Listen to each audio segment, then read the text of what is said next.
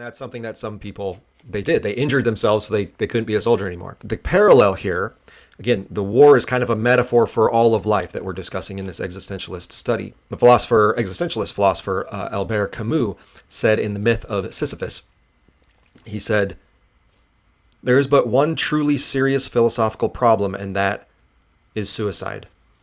So the idea of, as we said from the beginning, the absurdity, if it overwhelms you, and you already know death is going to come for all of us, a very logical answer to that is, well, if you don't want to deal with the craziness, and none of it means anything anyway, and you're going to die soon anyway, why go through all this pain and suffering? Just get it over with. Suicide is a very logical conclusion to come to. If this is the reality we're facing, that the world doesn't tell us what it means, and there is a randomness and an absurdity to all of it, and it's all going to be pain, there's going to be a lot of pain and suffering, and in the end we're all dying anyway, it's very reasonable to just get it over with. So for Rat, that's sort of what he does. He doesn't commit suicide, but he takes himself out of this situation. The situation is meaningless. He can't deal with it, so he removes himself by shooting himself in the foot. And so the question then becomes, okay, well, that seems like a pretty logical answer, because if you don't want to be there, you don't find any purpose, yeah, just remove yourself. The problem, as we talked about in the intro, is, okay, but what was all of this for then? I know we can say it was meaningless, but if we were to craft a meaning, then, despite all of the pain and suffering, despite the war, despite the chaos of the world, despite the horrible memories that they're all carrying around with them, is there something that would make all of this worth it? That you could go through it and still go, you know what, this sucks. I can't believe we're here. This doesn't make any sense. This is brutal. I see the worst things every single day. My buddies are dying. But is there something I could do? Is there some perspective I could take that I could choose to say, you know what, even with all that, this would still make life worth living? And by the end of that book, The Myth of Sisyphus, Camus says, because he doesn't advocate for suicide, he says, no, you got to fight against that. You can't resort to that, because if you do, like I said, it just makes all of it truly meaningless. Instead, the real goal is to struggle against it. It's to be rebellious against the meaninglessness. It's to say, no, I'm not going to go along with what the world seems to have presented, that none of this matters. I'm going to make it matter. And so he says at the end of that book, he says, the struggle itself is enough to fill a man's heart. And the famous line at the end of the book is, one must imagine Sisyphus happy. You have to choose to look at it in a way. Again, happiness seems pretty difficult when you're in a war situation or any, sad, dangerous, difficult life situation. But that's the point he's making is, what if you changed your attitude and you said, yeah, it's terrible, but what if I look forward to this opportunity to make meaning?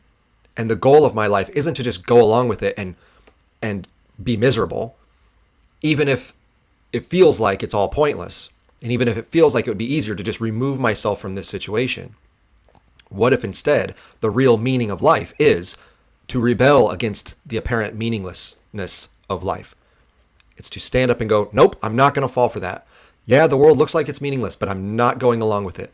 That's the authenticity of choosing my own path. I'm not going to conform to what everyone else is feeling, that all of this is pointless. I'm going to say, even amid that feeling, I'm going to choose a different way. And I'm going to embrace the fact that I have a role in this.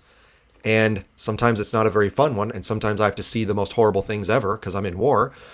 But I can still choose to make meaning out of this, so that after all this is over, I can look back. And even if I die from this, even if I get shot by the enemy, I can look back and go, you know what?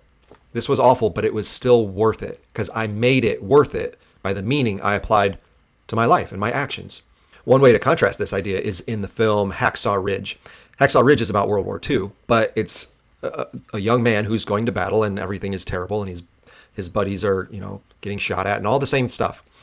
And this time, that is an actual real story. That film is based on a real person that actually did these things. And instead, he has the same position. He's the medic of his group. And so his job is to take care of the men. And instead of falling back away from that responsibility, instead of recoiling from it and then running away from it, he actually leans into it and pursues it even more. And he says, I'm going to be on the front lines. And the reason I'm there is to take care of my men. as the medic, I'm going to do my very best. In fact, it's my purpose. Amid all this fighting, which he doesn't agree with, he's a pacifist. He doesn't believe in fighting, but instead he goes to the fight and chooses a meaning. He finds a purpose amid something he doesn't even agree with. He chooses for himself a reason for existence. And the reason is, I'm going to do my best to save my buddies so that at the end of all this, if I can save them, they can go home and be with their loved ones. And then it's worth it. That the task I've put out for myself is worth it. That even if I die, it's okay. Look at all the men I tried to save and how many men I was able to rescue and stop their bleeding and send them home so they could see their family again. Well, that's a very different kind of mental process than, unfortunately, Rat goes through. And so there's two situations that are essentially the same. They're both medics. They're both these young men who see the most terrible things. Rat, unfortunately, kind of embraces the beginning of Camus' book and kind of goes, well, I'll just take myself out of this situation because I can't handle this. None of this means anything. It's too awful. I can't be a part of it. I'm out. And so he removes himself. In the movie Hacksaw Ridge, the opposite happens. He says, I know it's horrible, but I'm going to go and make meaning for myself. I'm going to make myself useful in this situation and bring hope to other people. And that's a pretty powerful message. So there's always choices. Again, back to the point of our existential study. We always have the freedom to choose.